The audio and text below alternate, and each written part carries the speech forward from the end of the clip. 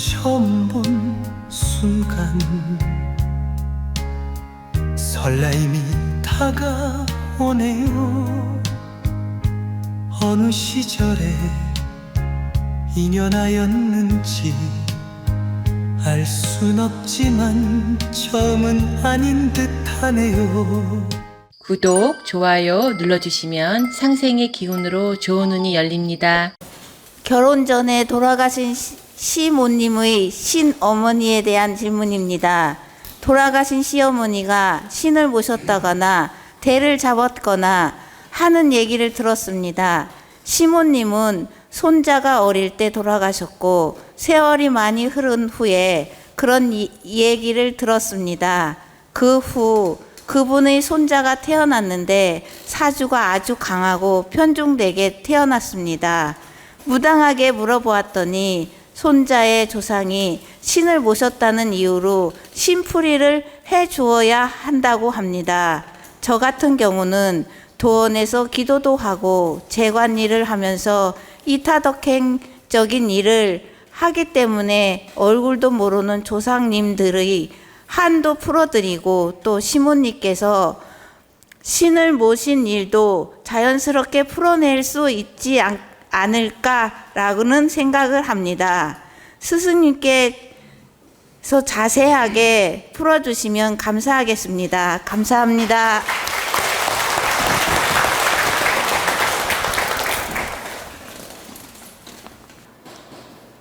무당집에서 무당 후손이 나오는 경우가 많이 있고 신가물이 있는 집에서 신가물 후손이 있는 경우가 많이 있습니다. 그러나 할머니가 무당이었다 해서 꼭 후손이 무당이 나오라는 법칙이 없고 또 조상님이 무당이었다 해서 꼭 무당 팔자가 나오는 건 아닙니다. 대부분 유전적인 게 있다 보니까 후손 중에 한 명은 그 기운을 받는 경우가 많지만 실제 조상이 무당이라고 해서 반드시 후손한테 신가물이 있고 뭘 풀어줘야 되고 이런 것은 아니라는 뜻입니다. 그래서 그 무당의 말이 100% 맞는 것도 아니고 또 100% 틀린 것도 아닙니다.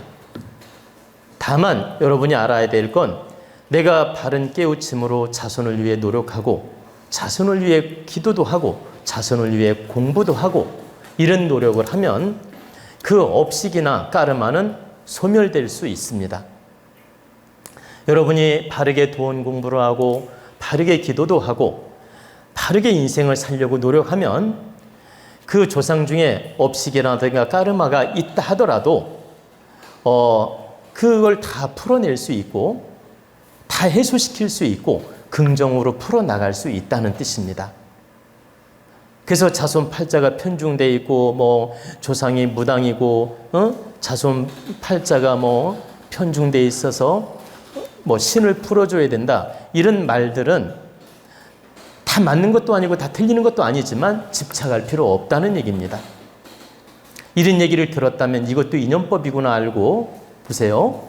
이것도 인연법이구나, 나를 깨우쳐주는 인연법이구나 알아차리고 내가 바르게 공부하고 바르게 기도도 하고 자식을 위해서 내가 깨우치는 노력을 하면 그 공덕으로서 그 업식 까르마는 스스로 풀린다는 뜻입니다. 지금 질문자처럼 우리 도원에서 임원 역할도 하고 또 재관 역할도 하고 마음 공부도 하면 그러한 업식들은 스스로 다 해결이 됩니다. 유전적 까르마는 다 소멸이 될 수 있다. 유전적 업식도 다 소멸될 수 있다. 다 풀어낼 수 있다.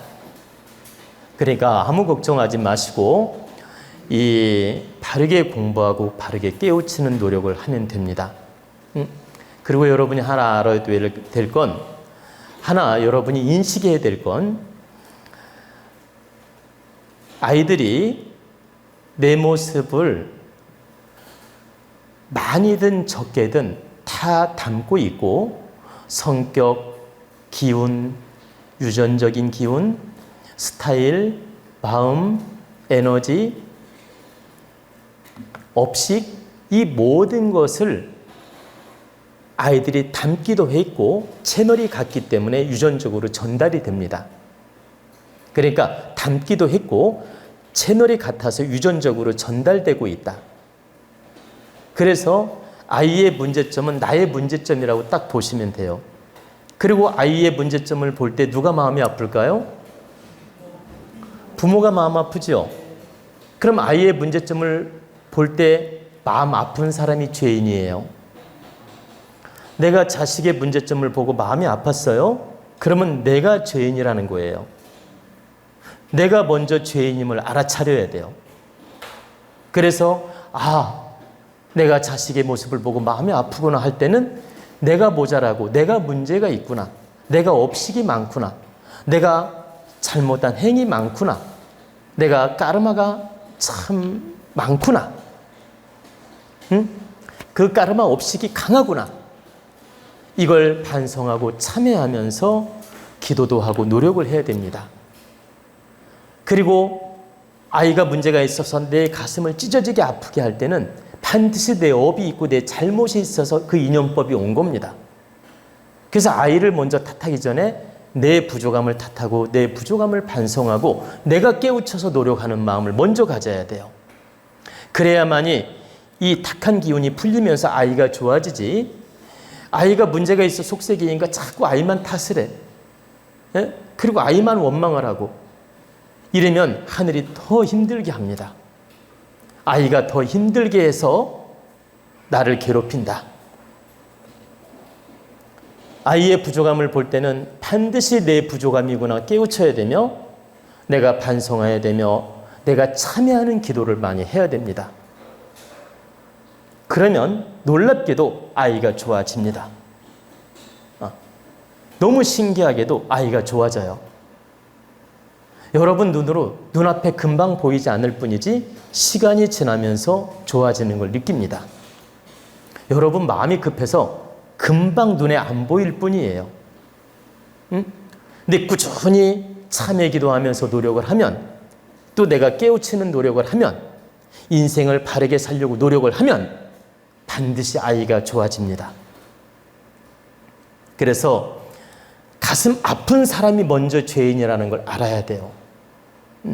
가슴 아픈 사람이 잘못이 크고 그래서 내 가슴이 아플 때는 나를 깨우치는 사자가 왔구나. 자식을 통해서 나를 깨우쳐주는 사자가 왔구나. 하느님이 나를 깨우치려고 이 사자를 보냈구나. 이렇게 반성하는 마음으로 노력해야 됩니다.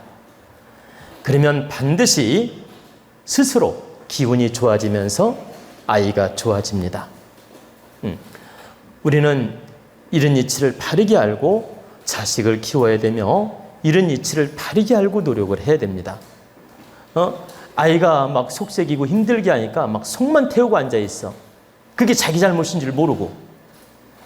절대적으로 우리가 모를 뿐이지 못 깨우쳤을 뿐이지 부모 잘못이에요. 부모 잘못으로 그 탁한 기운이 전달된 겁니다. 잘된 것도 부모 공덕, 부족한 것도 부모 탓이다.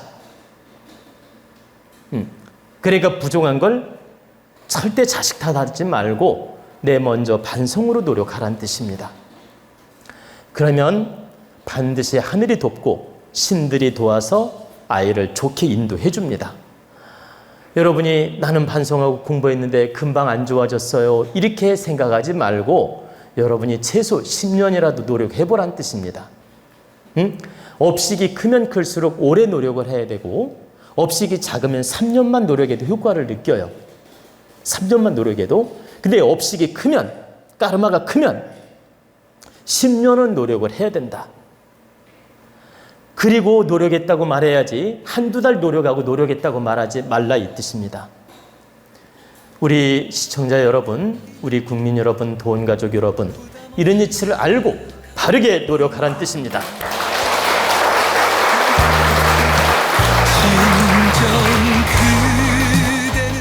구독, 좋아요 눌러주시면 상생의 기운으로 좋은 운이 열립니다. 자운 스승님과 친견 상담 예약을 받습니다. 인생의 다양한 궁금증을 속 시원하게, 바르게, 깊이 있게 상담해 드립니다. 여러분의 건강과 행복을 기원합니다.